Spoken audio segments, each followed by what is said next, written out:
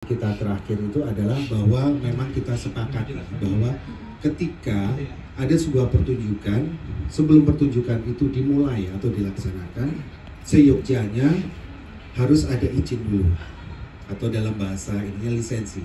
Kita akan mengikuti seperti yang diatur atau yang dilakukan oleh negara-negara lain. Tidak usah jauh-jauh seperti Singapura atau di Malaysia, ketika akan menggunakan gedung seperti contohnya Esplanade, mereka akan bertanya dulu apakah lisensi sudah diselesaikan atau belum. Jadi kita akan mengacu kepada itu. Jadi izin adalah hal yang pokok, atau izin adalah hal yang perlu kita sepakati dulu. Jadi kita tidak bicara tentang royalti, karena izin ini berkaitan dengan hak moral. Jadi ketika hak moral ini dipenuhi dan ketika muncul pertunjukan yang berbau komersil, bukan hanya pertunjukan biasa, tapi yang berbau komersil, yang dimanfaatkan secara komersil, akan muncul royalti. Jadi saya rasa kami di sini ingin menyampaikan bahwa izin adalah hal yang pokok yang harus kita bicarakan di sini. Jadi ketika sebuah pertunjukan itu maklumatnya adalah izin dulu. Izin ketika pertunjukan itu berbau komersil, ketika pertunjukan itu sudah mengandung tiket, sudah mengandung nominal uang, dan sudah pasti memberikan hak keuntungan kepada baik penggunanya maupun kepada pelaku pertunjukannya, itu wajib untuk bisa memberikan royalti. Akan berakibat memberikan royalti kepada para pencipta. Mungkin dari kami ini dulu sebagai bahan pertimbangan buat semua yang hadir di sini. Assalamualaikum warahmatullahi wabarakatuh. Puji Tuhan. Assalamualaikum warahmatullahi wabarakatuh. Bismillahirrahmanirrahim. Saya di sini sebagai udah diizinin sama pimpinan. Oh iya, siap bos, siap. Kan anggota dewan kan? Iya, tapi saya anggota aksi juga bos. Oh iya, ya. kan harus mohon izin. Minta izin. Iya, siap. Baru pertama kali ini Bapak rapat soalnya. Ya, jadi maklum pemula. Jadi begini. Peristiwa ini semua terjadi karena selama sejak 2014 sejak adanya Undang-Undang Hak Cipta itu, komposer dalam kegiatannya konser pertunjukan musik itu sejak undang-undang berlaku sampai sekarang belum pernah mendapatkan haknya dalam royalti fee konser, gitu Pak Ketua. Jadi sampai saat ini tidak ada yang bertanggung jawab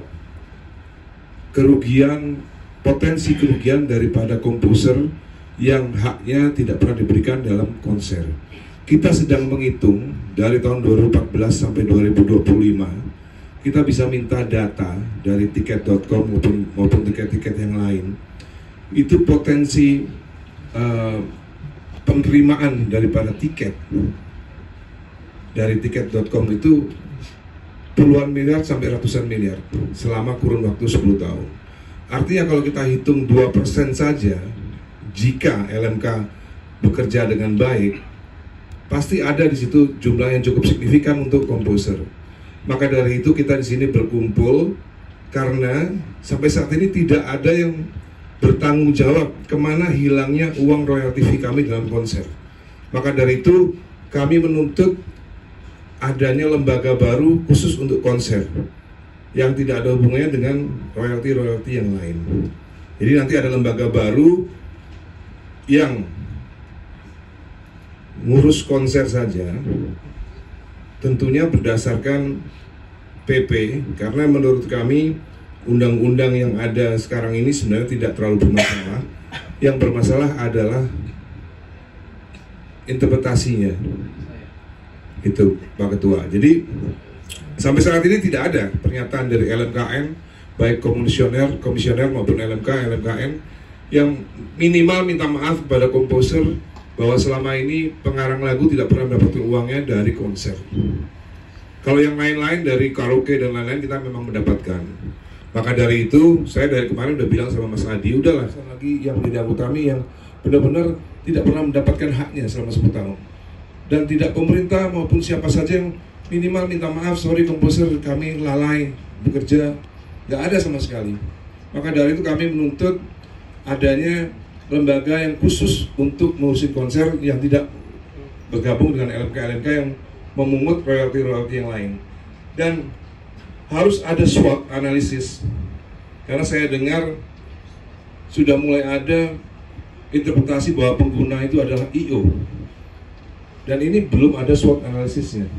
Karena apa? Ini kan kita balik lagi belanja masalah. Yes, Belum makanya ada itu. keputusan apa-apa, apa yang Oke. Mas Dhani sampaikan Yes. tadi, kita catat semua ini. Yes, terakhir aja.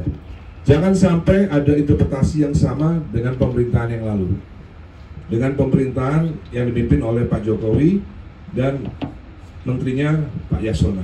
Karena kalau ketika interpretasi hukumnya sama seperti yang ada di LMKN sekarang ini, maka akan terjadi loophole lagi yang akan merugikan komposer. Penyanyi-penyanyi seperti Ariel, Bunga Citra Lestari, Judika akan tetap kaya raya, komposernya melarat terus. Gitu Pak Ketua. Terima kasih. Wassalamualaikum warahmatullahi wabarakatuh. Salam. Baik, Mas Piu cukup? Dari aksi cukup? Mungkin dari usulan yang kami akan Ya, kami udah. paparkan. Kita catat tadi. Ya, bukan paparannya udah di hak cipta, tapi usulan kami tidak ada dimasukkan di dalam sini. Belum. Ini kemarin kan bahannya masih di sana. Ini saya ini kan baru nih. Oke. 13. Ini Oke. kan komisinya komisi 13. Oke. Kalau di DPR ini komisi paling besar. Jadi tenang aja jatah Oke, paling besar. oke. Ya. Oke, baik, kalau begitu paparannya mungkin akan kami simpan dulu, Ya. nanti akan kami sampaikan setelah apa ya? Setelah yang lain ya. Oke, makasih. Baik. Yang saya hormati seluruh pimpinan dan anggota DPR RI dan juga dari pemerintah, dari LMKN dan visi dan aksi. Mungkin sedikit agak pengantar karena ini memang dalam program legislasi nasional merupakan usulan anggota di Tekneli sini dan juga kemudian diusulkan juga oleh Pak Once dan Pak Dhani. Dan di Badan Legislasi juga sudah diselenggarakan waktu itu rapat dengar pendapat umum dari pengusul kepada balai. Lalu kemudian dalam pertemuan-pertemuan di luar rapat kita juga sudah pernah dengan Badan Keahlian ya Pak Sensi ya, pengusul dan Badan Keahlian. Jadi sebenarnya kalau dari sisi belanja masalah Pak Willy sudah cukup banyak juga. Jadi nanti dari balik juga bisa akan sampaikan masukan-masukan yang sudah selama ini didapat.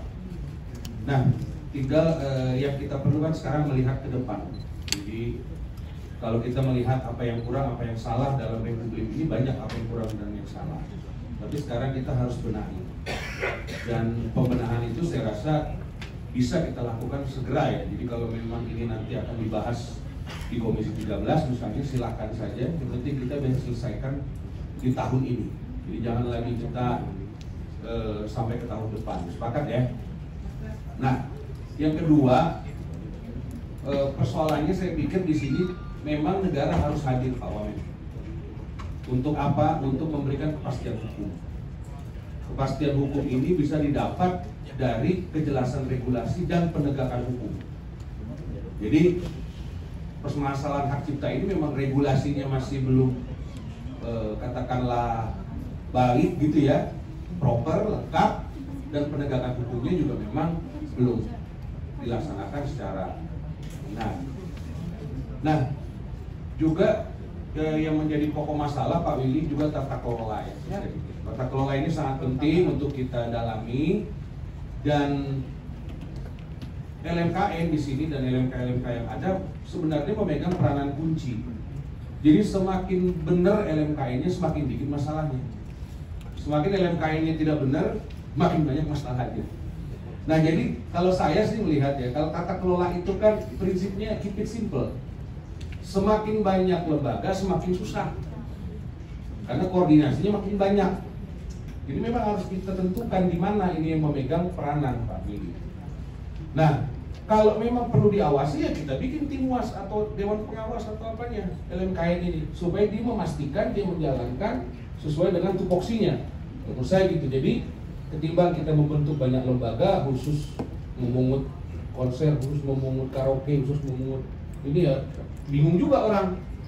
Bagaimana kalau tempat itu suatu tempat yang ada karaoke juga, ada lounge juga, menyelenggarakan konser juga.